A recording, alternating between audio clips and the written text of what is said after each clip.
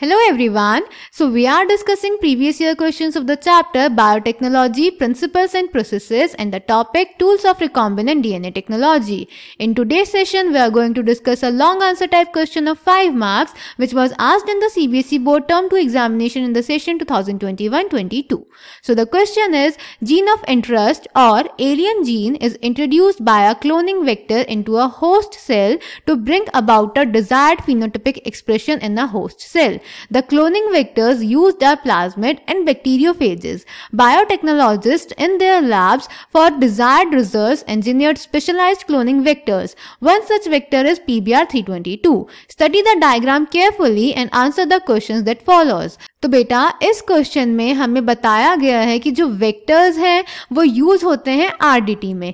तो desired results के लिए जो बायोटेक्नोलॉजिस्ट हैं उन्होंने बहुत सारे वेक्टर्स लैब में ही सिंथेसाइज करे हैं। उनमें से एक एग्जांपल है PBr322 जिसका डायग्राम हमें क्वेश्चन में दिया हुआ है और उससे रिलेटेड हमसे कुछ क्वेश्चंस पूछे गए हैं जिनका हमें आंसर करना है। Clear? So let's check them. तो बेटा first part is what do EcoR1, BAM-H1 and HindIII represent, state their functions. तो बेटा फर्स्ट पार्ट में हमें बताना है कि EcoR1, BAM-H1 और HindIII क्या रिप्रेजेंट करते हैं और उनका क्या फंक्शन है। तो बेटा इस डायग्राम में ये जो हमें EcoR1, BAM-H1 और HindIII दिखाए गए हैं ये इन एंजाइम्स के लिए रिकॉग्निशन साइट्स दिखाई गई हैं।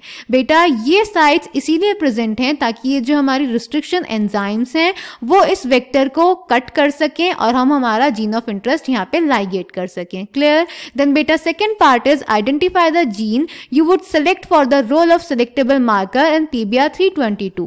Explain why. तो बेटा सेकेंड पार्ट में हमें बताना है PBr322 का ये जो डायग्राम है इसमें से कौन सा जीन हम एज सेलेक्टेबल मार्कर यूज करेंगे एंड वाई। तो बेटा इसमें से हम AMPR जीन या फिर TETR जीन यूज कर सकते हैं क्योंकि ये एंटीबायोटिक रेजिस्टेंस जीन है। AMPR एम्पिसिलिन के अगेंस्ट रेजिस्टेंस प्रोवाइड करता है और TETR टेट्रासाइक्लिन के अगेंस्ट रेजिस्टेंस प्रोवाइड करता है जो कि नॉर्मली प्रेजेंट नहीं होता। क्लियर बेटा? Then third part is write the property characteristic of plasmid and bacteriophage that makes them efficient cloning vectors. तो बेटा थर्ड पार्ट में हमें बताना था कि जो प्लाज्मिड और बैक्टीरियोफेज हैं ये एफिशिएंट क्लोनिंग वेक्टर्स हैं तो इनकी ऐसी कौन सी प्रॉपर्टी है। तो बेटा ये जो प्लाज्मिड और बैक्टीरियोफेज होते हैं इनके पास प्रॉपर्टी होती है कि ये बैक्टीरिया के क्रोमोसोमल डीएनए पे डिपेंड नहीं करते अपने रेप्लिकेशन के लिए, यानी ये क्रोमोसोमल डीएनए पे इंडिपेंडेंट होकर रेप्लिकेट कर सकते हैं। क्लियर?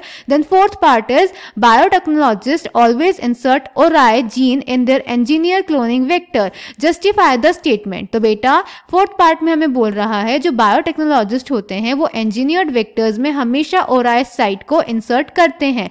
क्यों? तो बेटा इसीलिए क्योंकि जो ओराई साइट होती है इसका मतलब होता है ओरिजिन ऑफ रेप्लिकेशन। तो बेटा इसी साइट पे किसी भी डीएनए का रेप्लिकेशन स्टार्ट होता है। तो जब हम हमारा डीएनए ओराई साइट पे लिंक कर देंगे तो उसका रेप्लिकेशन यहीं पे स्टार्ट होगा। Clear? And the fifth part is, will the experiment be successful if the alien DNA is ligated at HindIII restriction site? Give reason in support of your answer.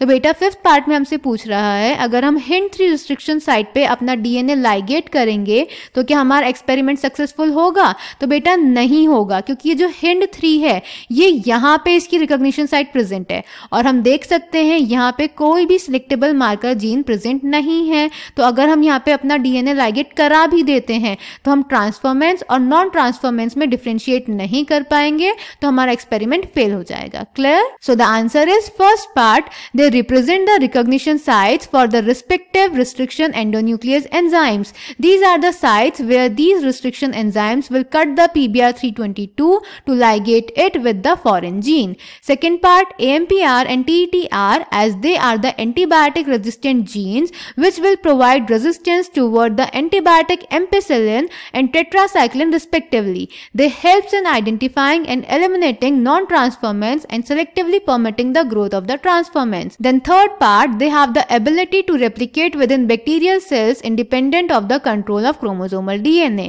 Then fourth part, origin of replication, that is ORI. This is a sequence from where replication starts and any piece of DNA when linked to this sequence can be made to replicate within the host cells. This sequence is also responsible for controlling the copy number of the linked DNA. And fifth part, no, the experiment will not be successful as there is no selectable marker at that site, so there will be no difference in identification between the transferments and non-transferments. Clear beta? So I hope this question is clear to you. Thank you.